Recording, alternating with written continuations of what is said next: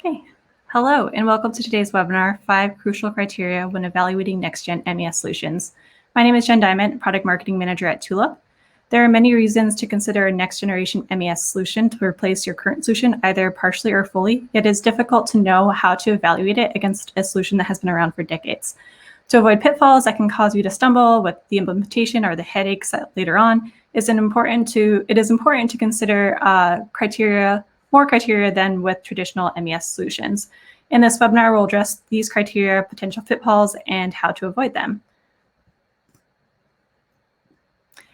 So today's presenters are Sanjay and Jason. So Jason Dietrich is the head of revenue at Tulip, the leader in frontline operations technology. Prior to that, Jason worked at Stratus Technologies, where he served as Chief Revenue Officer, overseeing Stratus's global sales, marketing, business development efforts. He previously held roles at PTC, focused on the adoption of ThinkWorks and Kepware, and Invensys, now Aviva, supporting Wonderware and workflow products. Sanjay Rajan is responsible for industry solutions, leading Tulip's go-to-market strategies in discrete and hybrid industries. Prior to that, Sanjay worked at Siemens, where he was responsible for their MOM portfolio that included MES and IoT targeted at discrete enterprise market. He also helped Autodesk launch their cloud PLM product, enables channels, and launched their Lighthouse customers for Autodesk's Fusion portfolio. So here is the agenda for today. During this webinar, you'll learn why it's important to remember what you're aiming to solve when evaluating solutions, answering the question, are you using yesterday's lens to evaluate tomorrow's MES? The 5 things to consider when evaluating MES solutions, and how to avoid potential pitfalls. At the end of the presentation, we'll leave time for Q&A. So if you have any questions during the presentation, please add them to the Q&A panel at the bottom of the screen. So with that, I'll hand it over to Sanjay. Thanks, Jen, and welcome all. Thanks for joining us today. Before we get into the common pitfalls, I'd like to take just a couple of minutes to look at what's going on around us today and its implications on your MES evaluations, right? To begin with, it's the first thing is what I call frontline focus, right? So digital transformation itself, which is part of why you would want to pick MES, is at its core a human initiative, right? There is a study that really shows 70% of your mistakes in manufacturing are human-related, right? So investing just in automation, sensors, connected devices, and calling it a day is not digital innovation, right? We think true change is really when you put that technology in the hands of those who understand manufacturing best, which is the workers, right? And allow them to reinvent their work, bottom up, right? Reinventing what's possible by working in a very flexible, dynamic user experience, for example, right? So literally, one of the lens that you want to use when you start evaluating this MES, which what I call yesterday's lens, is not just having vendors repeat analog processes onto a digital screen. It's not just about digitizing or paper on glass, right? That alone is fundamentally flawed. So think about kind of how MES can help workers reinvent what they do, right? So that's one of the lenses. The second one is, if you search today in Google for like MES is dead, you'll find a bunch of articles actually declaring it dead, right? And some say that it's resurrected back as IoT, right? Whatever the case may be, the underlying that is a lot of frustration about MES solutions in the market, right? So just ask IT teams, for example, that are tasked with supporting MES, and you'll get a lot of stories, right? There are 3 issues there. One is a lot of the solutions that's in the market, whether they are point solutions or MES, are pre-IoT, right? That's an issue. The other aspect is many of them were architected in the pre-cloud era, which means you probably get something that's very constrained to a single plant, highly customized in its connectivity and things like that, right? So, which brings us to the ISA model, or what I call now the blurred stacks, right? So the model itself is a very good abstract model, and many of you, if not all of you, have seen it, right? But something for you to realize in that model is that the lines are getting blurred, right? So the gap of between what today as an MES buyer you expect and what you get is widening, right? So what do I mean by a blurred stack, right? For example, today you should expect that you can take a torque gun or a printer or a machine that's at your level 1, right? and connect it to your application, print out a label, collect data, set a trigger for calibration. I mean, things like that you should expect should take, 30 minutes, 45 minutes, maybe an hour, right? Not having to pull experts, control engineers, and IT people, and eventually give up on trying to implement such use cases on your current MES, right? So the second lens that I want you to think about is kind of the fact that these things are blurring, and how do you take that into account in your evaluation, right? The last part I'll just say is really what, for example, what AWS and Microsoft are doing, which is really starting to put a lot of manufacturing focus on their platforms, right? So Microsoft just announced their Cloud for Manufacturing support, which they're releasing, which is going to have IoT, cloud-based computing, AI, mixed reality support, and all of that. And they're really targeting agile factories of the future and workforce transformation, right? AWS is doing something similar. I mean, or their focus is really around AI ML for industrial. They're supporting a whole bunch of use cases on IoT, running things on the edge and connecting your devices. And they're also introducing ML services, right, for targeted at manufacturing. So what that means is that when you evaluate, the third lens that you need to apply is, are vendors taking advantage of these services, right? At the end, you need to bridge that IT-OT divide. And part of bridging that IT-OT divide is making sure that your vendors can run natively on your platforms, right? So those are the three kind of background things that I think one should consider before we get into kind of the nitty-gritty of how kind of the crucial considerations, right? So with that in mind, let's look at kind of the 5 crucial considerations. I'll let you folks read it, and then we'll go over this today. But I want to start with kind of the first one, which is really what determines your solution implementation experience, right? And if we start there, next slide, Jen. One below.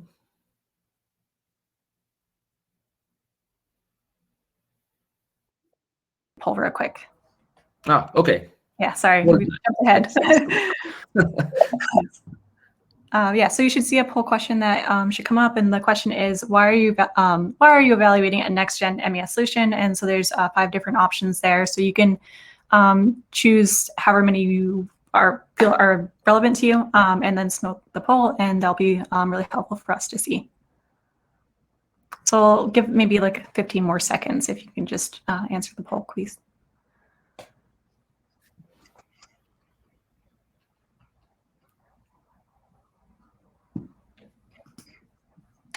All right, so looking at the results that have come in, so it looks like it's pretty well spread across, with lack of flexibility and functional gap being the top 2, followed by obsolete technology, changes in business, and then new financial benefits. So that's really interesting. Thank you for that. Okay, so we'll go back to the presentation now. And sorry about jumping the gun to the crucial pitfalls. That's how eager I am to talk about it, I suppose. So the first one is really kind of what determines your solution implementation experience depends very much, and it starts early, right? So Jen, if you go to the next slide, and the next one, really.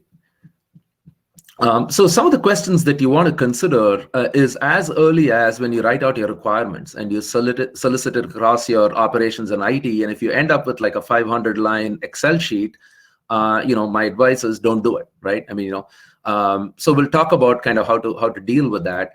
The other point is to say, well, don't I need to be accommodating everybody's need over time? Or should I be greasing just the squeaky wheel plant first, right? So it's important to look at these in terms of more holistically as you build your set of requirements, especially if you're trying to do evaluations across multiple plants, right? So the question then becomes, how do you plan this journey and where do you start? And what you really don't want happening is getting overwhelmed. And then once you start adding up the RFQ costs, that's when typical MES initiatives start rolling to a stop, right? It becomes just too much to take on, right?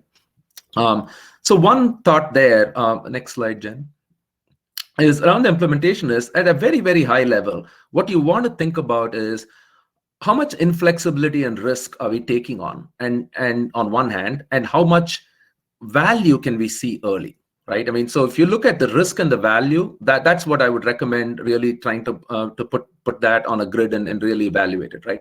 What you want is really very flexible, very scalable, and future-proof MES, right?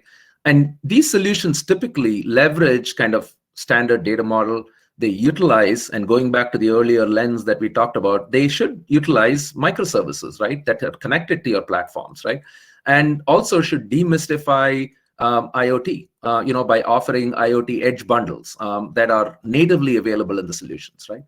And on top of that, what if you could have MES as a set of modular apps, right, which you could then deploy? And what that then does is help you avoid a whole lot of pitfalls and start to capture that early value by doing very quick pilots. I mean, these pilots need to be fast, simple, and targeted, right? So the characteristic of that MES is really around having a solid foundation, having microservices and flexible apps that allow you to grab that value faster, right? So next slide, Jen. So we talked about these pitfalls. So, don't take the all or nothing approach, because it'll fail at the pilot level itself, because your pilot will become too big, right? Don't try to please everybody, because there is a way to deploy MES by filling the cracks approach, which means there are plants, you're already running a business. There are plants that have some elements of MES in there, some elements of automation in there. A very good idea is to take flexible, dynamic apps and fill the cracks and get the value on the use cases that you today don't have, right? So that would be for plants that are already running something, right? Suppose you're supporting plants that are greenfield and they don't have anything, then your pilot is a core set of MES apps that are very targeted that you then deploy, right? Again, back to the modular application approach, right? So the ways to avoid these pitfalls is, again, to think in terms of how much risk are you taking on with monolithic MES, and how quickly can you start delivering value, and that's what determines your solution implementation success. Right? I'll pass it on to Jason now to talk about data architecture. Yeah, thanks, Sanjay. So I'm going to cover the next two topics. The first one being data architecture as a second pitfall that we see when deploying traditional type systems. When we think about an architecture from a data standpoint, we want one that's flexible, accessible, and ultimately has contextualized data. Not enough people think about the architecture they want to deploy. They don't think about their data model when they start thinking about ultimately how I make decisions in my environment. So some of the questions you have to consider ultimately, how do I get a holistic view of my operations, and what data will comprise that overall holistic view? Can I add new data sources, whether that be from sensors, machines, cameras, or other business systems? And ultimately, can I take action in real time from the data that I'm collecting? We'll talk a little bit later about kind of how to solve this, but ultimately, data is just data until you're actually taking action with it and making decisions. Next slide, please.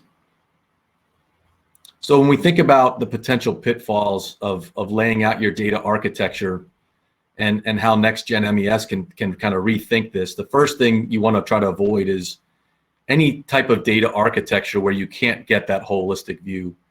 You don't have data in a structure or a model that's accessible. You have data silos between teams or between systems. So again, there's not contextualized data. There's no model that links those together. There aren't the threads that allow you to look at that data in a more meaningful way. And ultimately, you might not have thought about how data is going to come into those systems, and is it structured in a way that we can actually use it for reporting and for decision making. So a lot has to go on in that beginning stages of laying out that architecture. The ways to avoid those pitfalls, the first thing we always say is, first, let's think about, what do we want to measure and what do we want to visualize? What do I want to get out of my systems, and what data will help me make decisions? Try to avoid rigid as-built data structures. We have flexible ways to craft the way data is captured and stored, and use those to your advantage. But ultimately, focus on value creation by converting that data into information, ultimately to make decisions to help you become more productive and more efficient. The next area I want to focus on is user experience, and this one's kind of near and dear to my heart. When we think about MES solutions and the fact that these are deployed in operational settings, whether that be inside the four walls or other areas of the extended supply chain, what we found traditionally is people forget about that frontline worker and the fact that the user experience has to be set up well for them to be able to perform the tasks that they do on a daily basis. So what we really think about as a pitfall is people forget about the frontline worker. They don't equip that frontline worker with the tools or the user experience that helps them do their job, again, more productively or more efficiently. So when we think about the questions you want to consider early on when you're thinking about your next solution for the frontline worker, what is the experience like for that end user? How do they interact with the system? What are the type of tasks they do on a regular basis to execute the work that they do? Is there a way to improve efficiency and error-proof their tasks? As Sanjay noted earlier, 70 to 80% of errors are done by humans. And if we can help those humans and those frontline workers, reduce the number of errors, that's certainly going to help us in the bottom line of the manufacturing facilities that we're dealing with. Next slide, please. Thank you. So when we think about user experience, what are the potential pitfalls? The first one is there are disparate systems scattered throughout the manufacturing and operational environment. And those disparate systems have different user experiences. Some may be very old, some may be rigid, some might have a newer look and feel, but don't quite meet the need of that frontline operator. They're typically error-prone, redundant data entry. We find that they have to go into multiple systems, sometimes to enter the same exact data. There's separate paper-based instructions that might be outside of that system that they have to execute manually. And it's a very dated user experience. What we look at are ways to improve that is first start with the frontline operator and start to interview them and understand, what will make their life better. Think about those end users and how they work. Invest in ways to make that more flexible. We think about inside the four walls of manufacturing, but there are stranded assets. Give them the flexibility for mobile and tablets because they may not be at a workstation on a consistent basis. And consider layering new user experiences on top of your legacy systems. You might have legacy systems that work just fine. They have the right data model, the right data structure. You're collecting the right information, but the user experience doesn't quite fit that current operator need. You can layer in new tools on top of that and still get value out of those existing systems. So it's not a complete rip and replace. You can layer in technology on top of those existing systems. So with that, I'll turn it back to Sanjay to cover the next topic. Yeah, the next one really is one around IT bottlenecks, right? Or removing IT as a bottleneck. IT organizations themselves have changed, and they're changing very quickly. The last team that wants to be a bottleneck is IT today, right?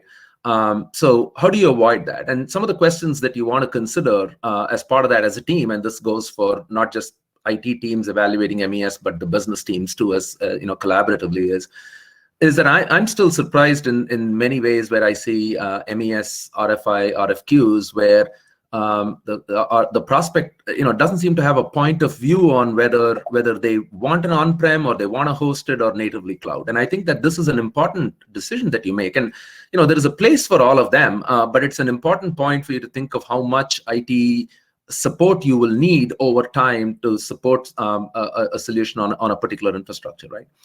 And the second giveaway for you on IT becoming a bottleneck is ratio of software to services. MES is notoriously service heavy, right? And it doesn't appear to be initially, but it quickly becomes. And then you get strangled by, in this case, either it's IT or system integrators, right? And I've been there in that situation, right?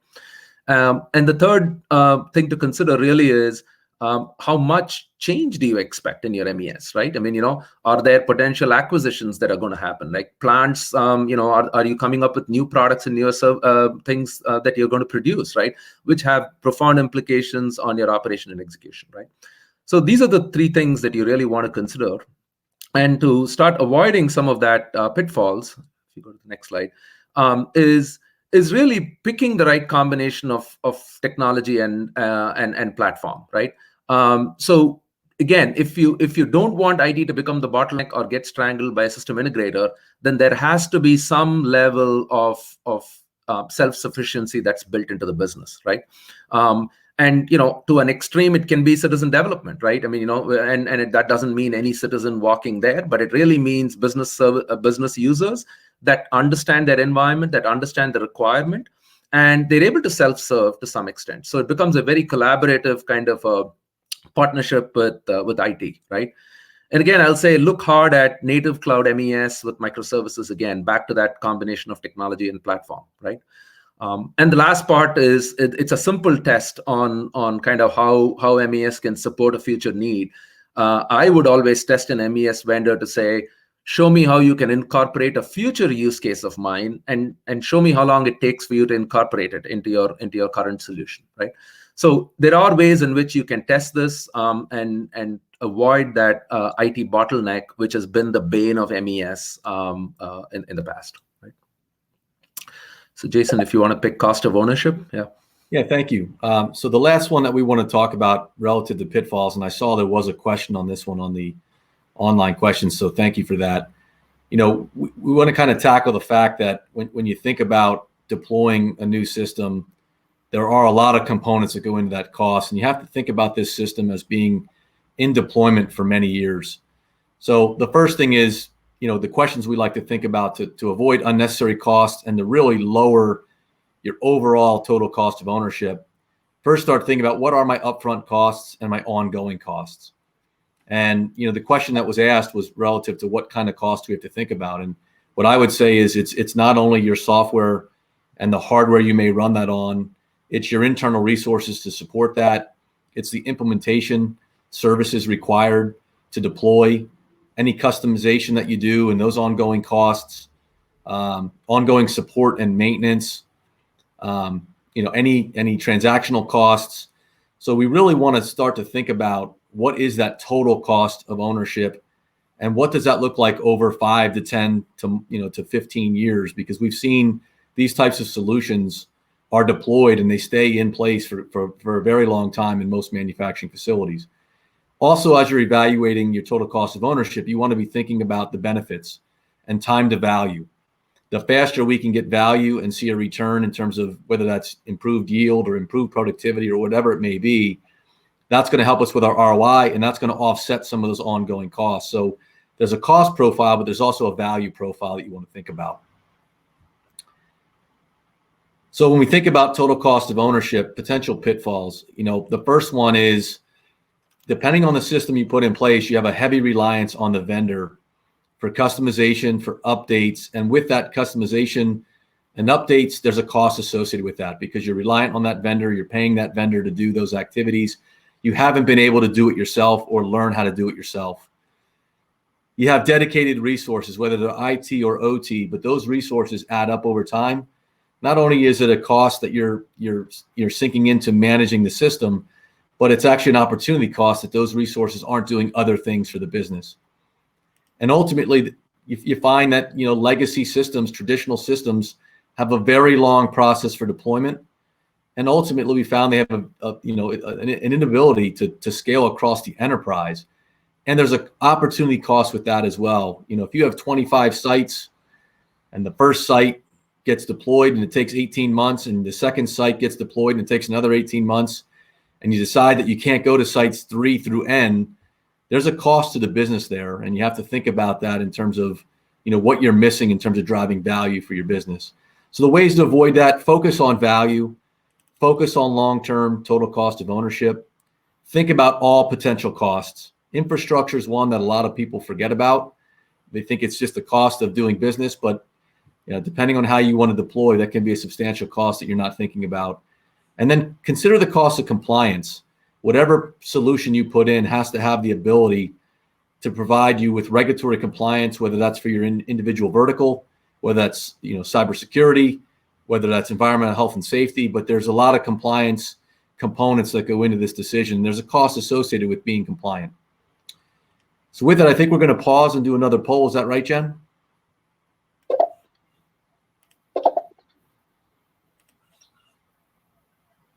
You're on mute, Jen. Thank you. Yes, we do have another poll question coming up. So you can see there's one that just popped up asking about what are the 5 criteria that are which of these 5 are most important to you? So this is not multiple choice, so just pick one. And I'll give you a couple seconds to finish answering that, but interested to see what your top choice is. So looking at the results so far, I see more coming in, but it seems that user experience is something that people are definitely very interested in, as well as user experience, followed by, to a lesser extent, data architecture, IT updates, and cost of ownership. So that's really interesting, and I guess leads very well into the next section, which Sanjay will be covering on Tulip. Perfect. Yeah, thanks, Jen. So I think there was a lead-in good question, right, on the questions that says, does Tulip consider itself a next-gen MES solution? And yeah, let's just talk about it. I mean, we definitely do. I mean, the whole thesis behind the creation of Tulip as a frontline operations platform, which is not to put ourselves into a box of MES or a box of IoT. Again, think in terms of that blurring the lines in an ISA stack, right? We really think supporting operations is like pulling at a bowl of spaghetti, right? You can't pull at a use case without it pulling at 5 use cases, right? So, ERP connectivity with IoT native, support with the ability to, create and deploy apps modularly is really what that frontline operations platform is. And what we did is really built it very purposely to be a future-proof next-gen platform by embracing no code, right? And for those who, I'm sure some of you in the audience have had experience with it or have heard of it, but for those who haven't, look at it. I mean, it's not just from a Tulip standpoint, but in terms of where business-to-business application development is going. No code is very fundamental to Tulip. It really means that you can deliver fast value without writing code, and to a large extent, break that IT/OT divide, because a good business user who knows their requirements can self-sufficiently serve themselves, right? Taking that IT bottleneck off, right? And the second piece of it that's built natively into Tulip as part of that next gen is IoT native, which means we provide hardware, we provide connectivity to that hardware, and we take that last mile problem away, right? The last mile problem is really that device and sensor connectivity, and we kind of bust that and demystify it with Tulip. And all of that is on an application platform where we have a whole library of applications, and we have application suite bundles that serve multiple industries, like pharma, discrete, hybrid industries. One of the questions that was asked relative to that is regulated industries like pharma. How do you handle MES there with respect to change management, right? I don't want to give the long answer here, but Tulip is GXP ready, right? And it's validatable. We are today running on a connected pharmaceutical drug product line for a household name, right? We are fully operational in a class 3 medical device, right? So being on the cloud and being a next gen doesn't mean that it doesn't support the fundamental regulated needs, and so Tulip supports that. So we'd love to talk to you more about that. Next slide, Jen. And part of all this effort of us doing it over the last few years is that the reward is Gartner sees it, right? I mean, we are the number 1 challenger in this quadrant. Many of you may have seen it. We are unique in the sense that we are next gen. I mean, there are great MES solutions out there, but again, we talk about what are the lenses that you want to use to view and evaluate your MES. And Tulip stands out in our opinion, and our aim is to move northeast on this quadrant. I mean, and complete our vision as well as provide MES across all industries. Right. Next slide, Jen. Just one quick view here of what does that next gen MES platform look like, and at its heart, it's a platform that brings kind of a lot of things together to really promote very flexible and very fast app build, app development and deployment, right? So we say it, and we say it very earnestly, that if you know PowerPoint and you know Excel very well, then you're already 70-80% of the way in terms of being a Tulip user, right? And again, we use this this drag and drop user friendly dynamic app builder to build where you can build your own apps.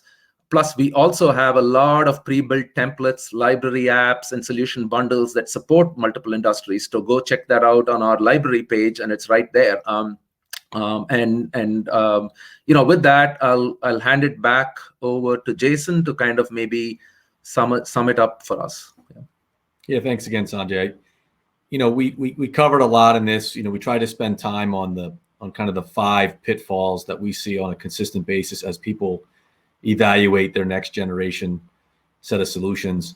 And we kind of covered those 5. We have 8 things that we think are advantages of next gen MES solutions, and certainly I would be lying if I didn't say that we think that these 8 advantages certainly align well with Tulip as a frontline worker and frontline operation solution.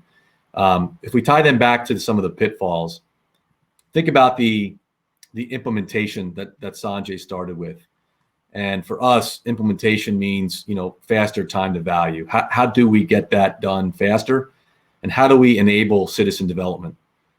When we think about the data architecture that I covered, certainly data flexibility, adjusting our data structures to your needs, not having a rigid environment that's not, tailored towards your specific needs as a manufacturer and operation entity. We think about user experience, which many of you put as your #1 poll experience. We think you have to have a solution that makes it easier for frontline workers to interact and add information to systems. You have to be able to completely tailor the experience for that frontline worker.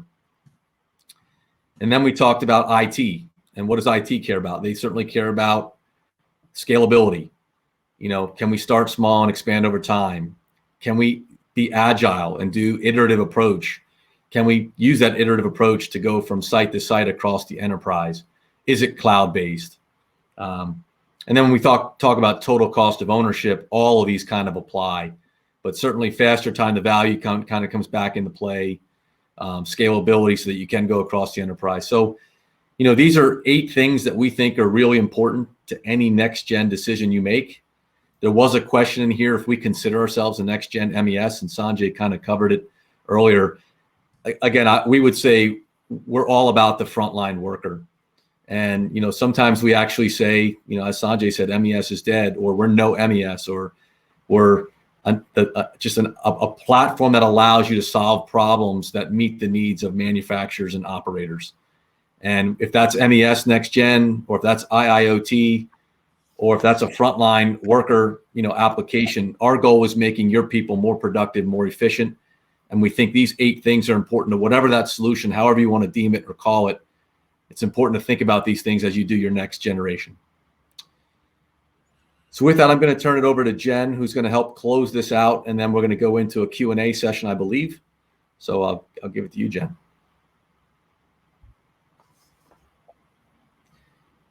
Oh, you're still on mute, Jen.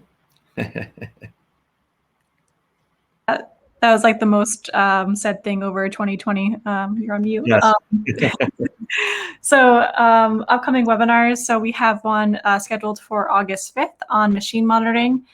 So that kind of goes into a little bit what Sanjay was talking about with data architecture, and or maybe it was Jason. But what we were talking about with data architecture and being able to pull in more things. And basically this will be tying in, what information you can pull from machines and how to holistically pull in information so that you can get like a larger view. So that's coming August 5th. So look out for that. And then with that, we can lead into the Q&A session.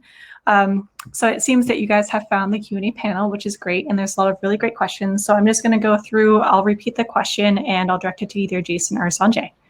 All right, so starting from the bottom. So what are the pros and cons for cloud versus on-premise solutions? Would you be able to answer that, Sanjay? Oh, yes. Long answer. I'll ask Jason if I miss a point out. On-prem versus cloud is interesting. And I think, again, like there is a place for on-prem, there's a place for cloud. What I would say in terms of what's your DNA, right? What are the couple of factors that you want to think about? One is straight out of the mind. Do you need to support multiple plants, right? Which means, and what is the consideration? What's the difference between trying to do on-prem there versus cloud? The other thing is, what's your IT DNA for your organization, right? Are you used to you want to treat it like an ERP where you have a dedicated IT team that has an ERP badge on it that's supporting it 24/7? If that's your DNA, then on-prem may work, right? So essentially, what's the DNA? Where is your IT organization going? What's your ecosystem of plants? I mean, these are the things that you want to consider when you think on-prem versus cloud, and the cost of on-prem versus cloud, and more importantly, the flexibility and scalability of supporting your organization over time, right? All I would add, is the two things that come to mind a lot for me are, one is the infrastructure associated with on-prem versus cloud. Having your own data centers and your own infrastructure versus leveraging an AWS environment or an Azure environment, and what does that mean for your IT organization? To Sanjay's point, and then two, it's really for me, the question that came up earlier on change management. You can argue that being in the cloud actually makes it substantially easier for change management because you have an instance, you have multiple instances. You can decide when those updates happen in that cloud environment, and natively everybody who uses that is now up to date versus going on-prem, site to site, data center to data center. So we really look at it as a game changer in terms of overall support from IT and the costs associated with it.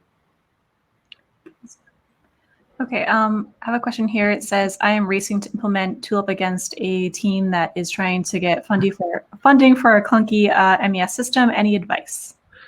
I can take that one. Go ahead. Yeah, I think we go after this almost on an everyday basis. The specifics may vary, so call us. We'd love to just take up this challenge and help you with it. So go reach out to us. But I just say this: it's all about use case, and value, right? Is break up the ask for what's the primary use case. If I have to solve one thing, what is it that I need to solve, right? And just relentlessly focus on it and go show that value, right?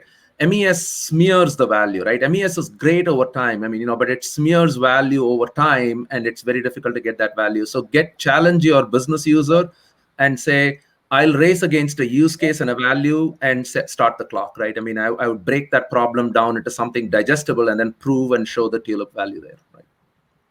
Yeah, and Sanjay, just again, I don't want to keep piling on, but I sold MES systems for over 15 years. Sanjay did the same. And what I found in most environments, where I found the biggest thing that I saw over and over again, was you had X amount of functionality that you got with an MES system, and people only needed 20% of X. So to Sanjay's point, if you can fill a gap, do that 20% quickly, get it installed, get people getting value from it, and then slowly but surely build on top, versus trying to deploy 100% of something that you only need 20% of. And I think that's your selling point against kind of a full MES is simply, do you really need all that functionality? And if so, does that functionality actually meet your needs? And if the answer to either of those is no, then you go with something that's built for purpose, quick, and get started, get iterative, and get value. So there's a question here about, do you have any articles or case studies demonstrating how machine learning can be implemented at Tulip? I can actually answer that one. So this is actually very future-facing for us. We have a new team. Actually, they've been around for a while, but called Tulip Labs, and they've been working hard. We have PhDs, people that really know machine learning and AI, working in that team to implement things like Tulip Vision and other exciting new initiatives. So there's a page on our website that goes through that. And we also have 2 case studies that we're working on with customers that go through how they're using Vision. So look forward to that. So that's just the answers for that question. Anything to add there? Sorry, guys. I just wanted to add one thing there is this is yet another one of those lenses, if we had time, that we would talk about evaluating MES.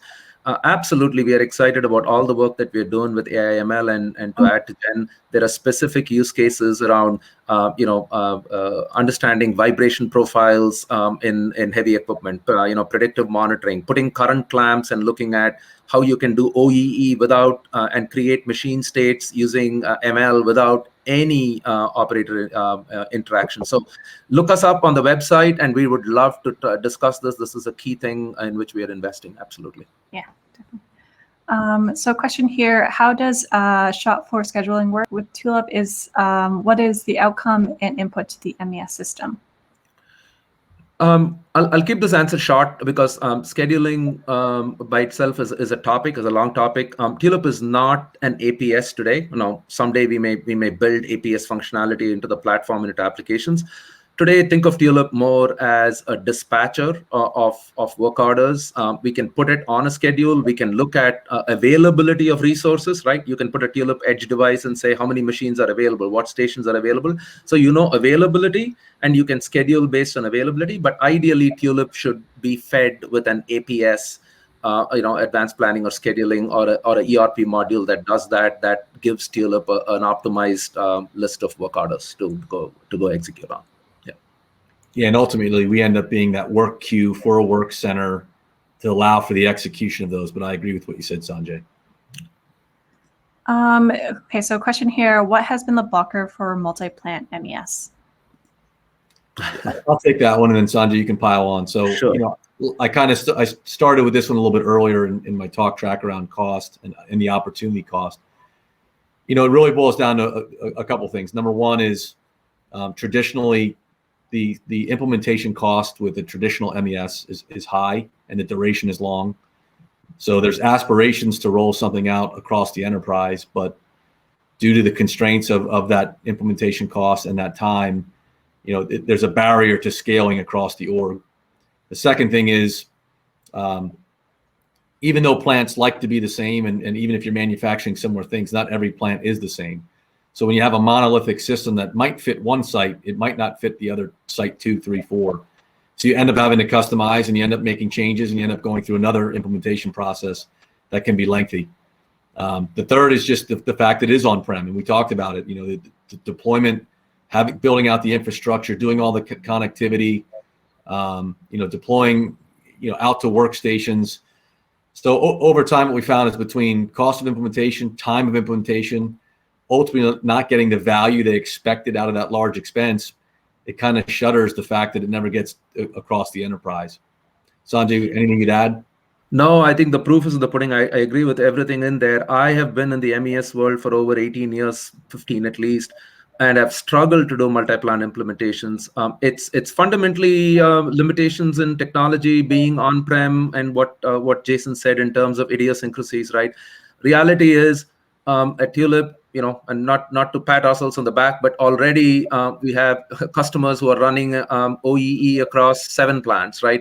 Pharmaceutical companies looking to running, batch record collections across 10 plants, right? We are there today. We are already implementing multi-plant, and our customers have huge plans of going 100 plus 135 plants running OEE all at the same time, right? So we are there. We are doing it today.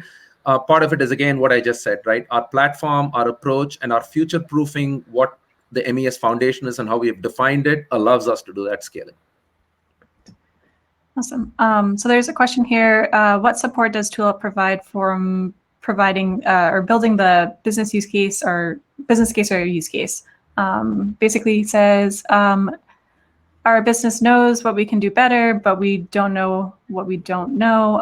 A new tool on a bad process will give us the same bad result. So is the question more on how can we support build business case? Yeah. Okay. Yeah. Talk to us. So again, I'll put a personal note in here. We have folks. Jason comes from the world. In his introduction, he's PTC. I came from Siemens. Part of the reason we are here is we not only love the Tulip technology, we love the products we sold before. It's nothing against it, but we also come into Tulip with a lot of business experience, right? So we are not just a technology company. We have staffed ourselves to support business cases. We understand manufacturing language. We are steeped in manufacturing DNA. There's a bunch of us with gray hair like this in here for what it's worth. Talk to us. We'll help you build the business case. That's the fun part of applying Tulip to the existing business cases is something we all love to do. So reach out to us. We have a team. Absolutely. Okay, sorry. Cool. Okay, next question is, how does the solution work in manual processes where there's no automation layer and just people? So I'll take the lead on this, Sanjay, and you please chime in. So I think, certainly, our technology is set up such that you can be in a manual environment or an automated environment or a hybrid where you have a little bit of both. Depending on your use case, let's say it's dynamic work instructions or manual work instructions, we can deploy with zero automation just to walk an operator through the tasks they have to do to complete their operation. It can be an environment where there's some automation, also manual, and there's components of those steps or those tasks that are manual, and some where we will get from sensors or from automation. We can also help you, depending on your environment, automate where appropriate or sensor where appropriate. But, again, because we're focused on the frontline operator and many operators do a lot of manual work without automation, our platform is perfect for those environments. It's a sweet spot for us. We do a lot in discrete assembly where it's fully manual, and it's a great fit for our solution. Sanjay, please add. Yeah, Jason, you hit it. I'll just give the next level detail to it, which is, this is a great question. I love it because it's not the switch from I want to go from manual to semi-automated to automated has been that last mile barrier to entry, right? Where you need a controls engineer, an electrical engineer. This is why we have factory kits, right? And edge devices. So deploying or supporting your manual with a pick to light, a foot pedal, a brake beam, right? These things are demystified completely. We sell them. We sell it as a vertical solution mainly because we don't want you to go, being stuck purely manual, right? So we have this hybrid kind of an approach where we can help you. Go look us up again. I mean, you'll see that there is a reason why we try to solve that last mile problem with our factory kits. Perfect. So there's a question here. So rip and replace with the next gen MES. How can I reuse what I have? Yeah, that kind of goes back to the user experience topic we talked about. I think we do this a lot. So because our tool, our platform is very easy to build screens for the frontline worker, what we found is if you have a system in place, it may have a dated user experience, but has a good underlying set of functionality, a good underlying data structure. It's performing for you, but it's just not meeting the needs of your frontline workers and your operators. You can layer a tool up on top of that as an and solution, not an or solution. And we kind of joke, but you can give your old systems a facelift, with a new platform, and make that user experience a lot friendlier for that operator, make their life a little bit easier, make them more productive, more efficient. So, we never go into an environment and say, hey, after our assessment, you must rip that out in order to put in Tulip. It's usually you've got a few systems in place. Let's figure out how to fill gaps, and let's layer in Tulip to meet those gaps and augment what you already have in place. Awesome. Anything to add, Sanjay? No, I think Jason covered that. Yeah. Perfect. So there's a question here on are the slides available for attendees, and has a session been recorded and it can be made available? Yes to both questions. So we are recording right now, and we will be packaging up the recording with the slides, and that will be available. We actually sent to you after the event. So there's that question, and then let's see. I see one on how does Tulip control the different modules into a batch record? Yeah. Oh shoot, yeah, there was that one on the bottom. So how does Tulip control the different modules into an overall batch record process? Is there one overall record, and how are they treated differently? Yeah, I'd like to take that. And I'll give it in both contexts, and then the answer is the same. Whether you're in discrete manufacturing creating digital history records, or let's go to highly regulated environments like pharma where you have an electronic batch record, it works kind of the same. The answer is it's not one or the other. There are overall records where there is an aggregation of all the individual records, right? So think of you're in and you say module, I say app. Let's say you're in an equipment, line clearance app where you're doing line clearance and you're doing some audits, right? Or you're in a quality app, or you're in a equipment asset maintenance app, right? All of these apps are doing something in the context of a batch that's running. So point is, we create individual records within these apps, but then we aggregate all of those records with timestamps along, and then aggregate them so that you can report on them in aggregate, right? And one advantage of being on the cloud is storage is elastic, right? I mean, compute is elastic, right? So which means if you add process data to it, time series data to it, you can add all of that in context, throw it up on the cloud, and report on it. So we absolutely do both, which is manage overall records, and they are a collection of these individual batch records coming from each app. Okay, so I think we have time for one or two more questions. So there's one here. Oh, okay, well, I'll ask this one. How easy, difficult is it to integrate Tulip with ERP or third-party BI tools? Is that done in real time? So I'll give that to Sanjay. Yeah, it's easy, and it's been done, and we can show you examples of it. So one of the things in Tulip is what we call a Tulip connector function. You can look at examples of it. I won't take up too much time, but reach out to us. I think we have demos of it up on YouTube itself. But we have a Tulip connector function that's either it's connecting to BI tools or to ERP or to CRM.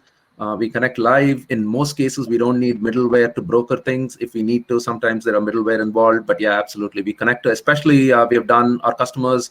I know of customers with Power BI who absolutely push, use that as the analytics with Tulip as their MES. Yeah, and then so the answer is it's not difficult. Sorry, let me answer. It's not difficult. That part is super easy. Let me make it clear. Very easy to do. To build off of that, so we actually have the Tulip library, which I know Sanjay mentioned earlier.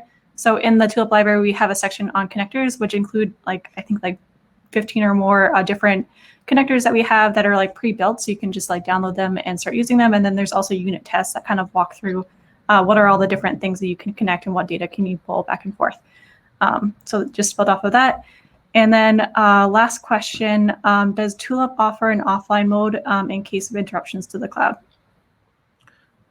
Today, no. I mean, there are ways around it to go into offline mode where you can pull data locally. Tulip can write locally mission-critical data so that work goes on. And on restart, essentially, we update those records back into the cloud. But I don't want to, by any means, to say that that there is no strategy involved here, or there isn't a little bit of thinking involved here to support it in offline mode. That's done more on a case-by-case basis. But we'll get there. Something that we will put into the platform. Yeah. Yeah, and what I'd say is we find that, to Sanjay's point, certainly between ERP transactions or any data from machines, within the tools that we're connecting to, we typically find a way to do queuing, to do some store forward. It's not a holistic thing that we've finished yet within our platform. We are thinking about ways to do that and working on that, but we have done it through the connectors that we've worked with to have that kind of staging of data to deal with any potential interruption in service. Okay, so I'm going to quickly share my screen to share this one last slide about our community. So we have a growing community in lots of different places that you can find information. So we have a really great Tulip University that has courses that guide you how to use Tulip with introductory courses, as well as more advanced courses that go through more specific things like machine monitoring, analytics, all of that. We also have a podcast that's run by Trond, who is on our team, and he interviews different people throughout the industry, just talking about what they're seeing with the new era of industrial operations, and I would highly recommend that. There's the Tulip community where you can ask questions, talk to other people that are using Tulip to build apps, see that, and then also library, which we've been mentioning a lot today. So that's a resource that you can use to access pre-built apps, app collections, app suites, templates to help get you started, as well as connectors. We also house all of our devices that we connect to there, so you can browse through that as well. And then there's one last poll question you sort of seen pop up, and that's how do you rate this webinar? So if you can please answer that and provide any feedback, that'd be really helpful for us to continue to create webinars in the future. So I think that's all. I see that Sanjay is answering one last question, but I think that's all for today. Thank you all so much for attending. Thank you to our speakers, Jason and Sanjay. Look forward to an email that has the presentation and the recording. And we hope that you attend more webinars and events in the future. Thank you. Thanks, everybody. Thank you so much. Thanks, Jen. Thanks, Jason. Thanks. Thank you all. Bye. Bye.